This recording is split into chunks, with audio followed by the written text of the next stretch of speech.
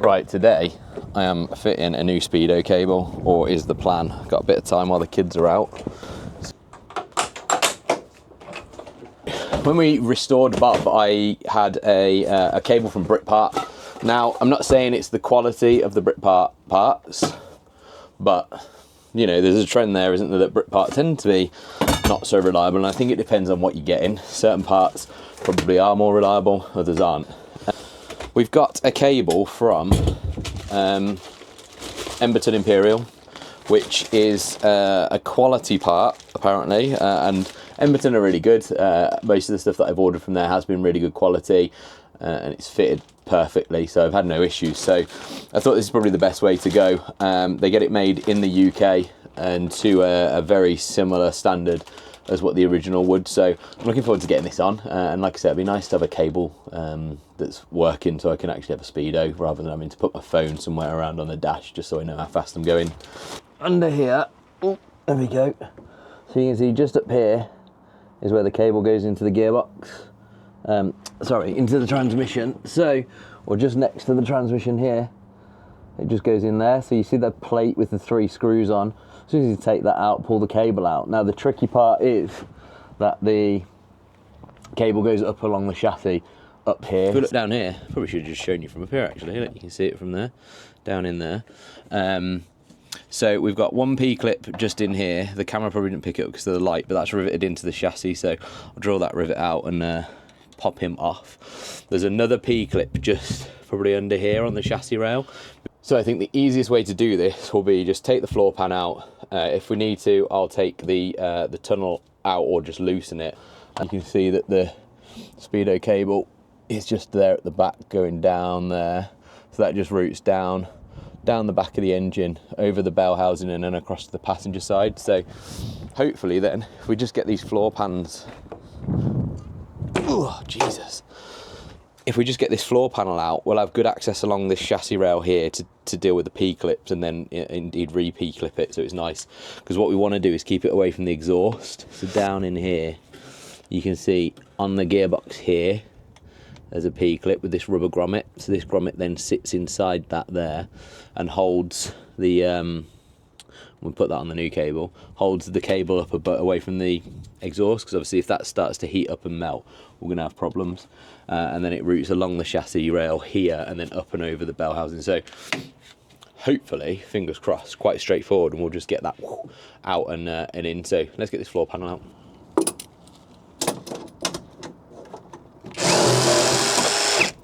There we go. Simple.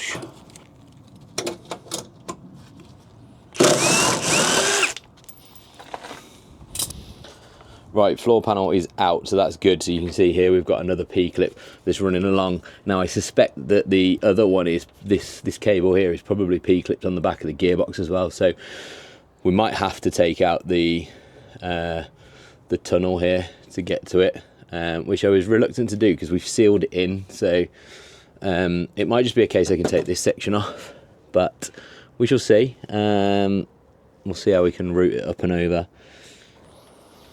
Right, good news is that isn't P-clipped onto the bell housing, so it just runs up and over. I think according to the manual it should be P-clipped on there, but there's very little for it to come into interference with there because the bell housing is smooth. It just kind of loops over and then comes up the top, so that makes it a bit easier for me, because what I'll do is P-clip it along here. I'm going to tie the new one on, so I need to get it connected down there, tie it onto the end of that one, and then we can use that to pull it up and through into the engine bay. And then once we get it up to where the back of the clocks are, it should be quite easy just to feed it through and then get my hand in there and pull it through, he says. So we'll see. But let's I'll get this one disconnected from the bottom and we can pull that along a little bit, and then I can route the other one up here, tie it in, and yeah, we should be good.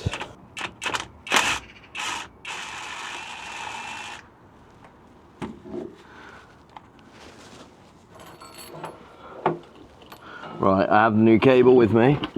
I'm going to pop it in. I think I'm going to struggle to film this for you guys because I'm going to probably need both hands to get those screws in. I've returned with light. My wife got me this for Christmas. you don't even feel you've got it on. It's just a headband. It's got a torch on the side as well that you can engage, but this LED bar at the front is absolutely brilliant. So I can see this so much better now. Trying to do it in the dark was a bit of a faff. You kind of can't tell what the hell you're looking at. Yeah, it's bloody freezing today. By a Land Rover, they said. I'm only joking. Be doing this with any classic car.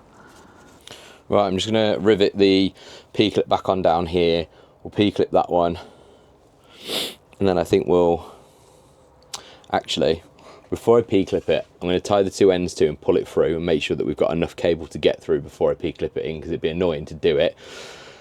And then find I have to take them off because we haven't got enough slack. So let's do that. Let's get it up through the bulkhead and up to the top, and then I can make sure that I feel like I've got enough cable, and then we'll do the rivet.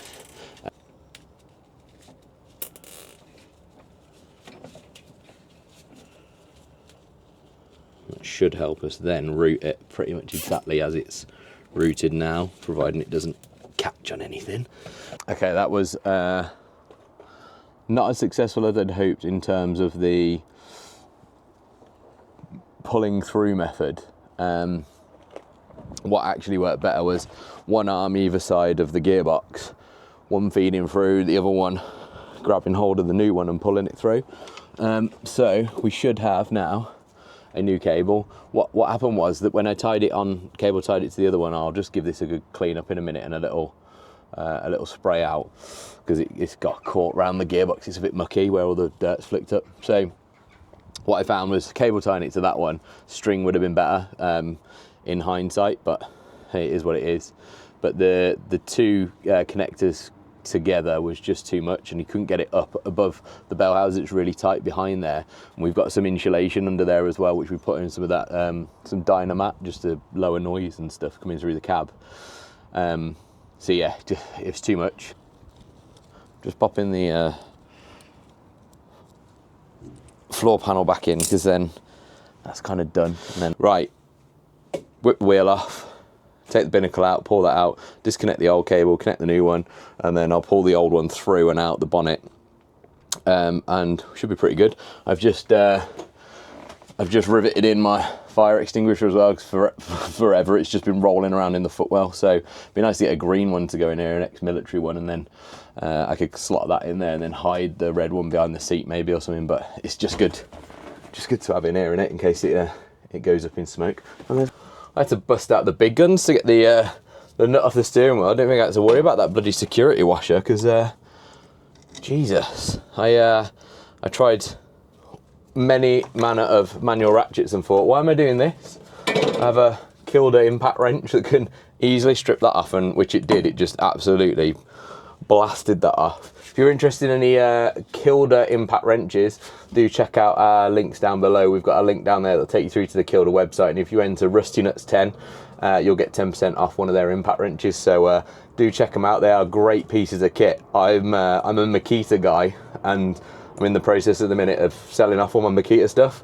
and I'm going to Kilda because it's just great quality, UK-based business, so it feels like the right thing to do.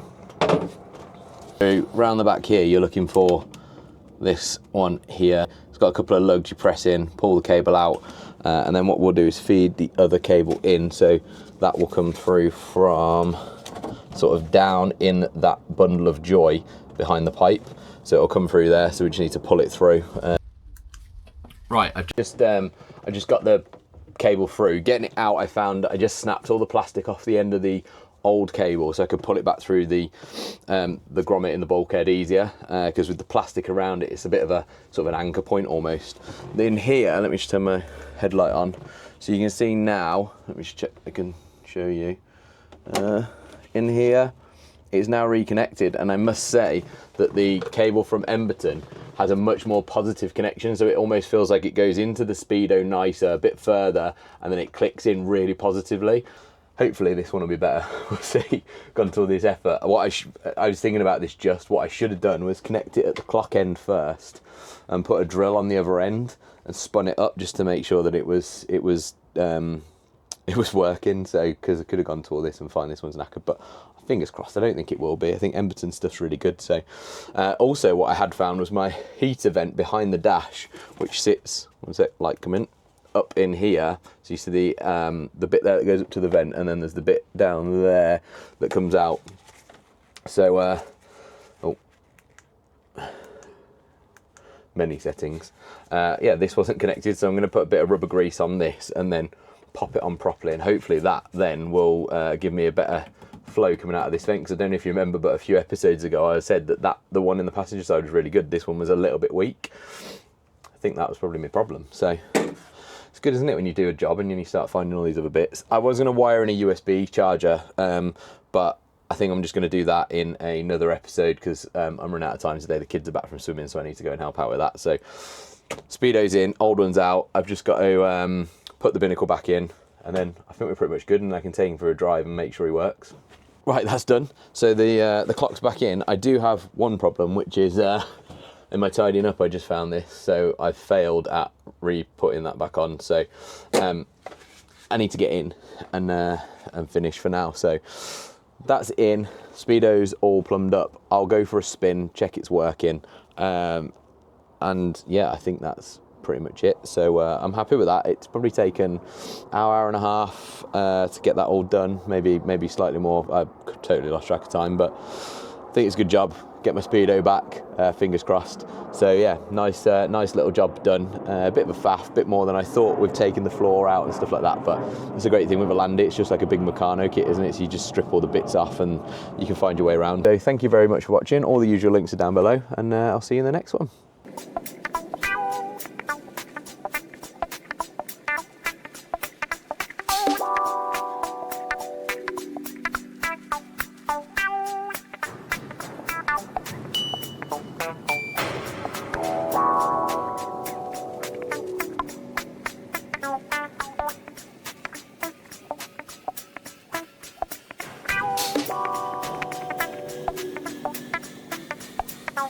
Wow.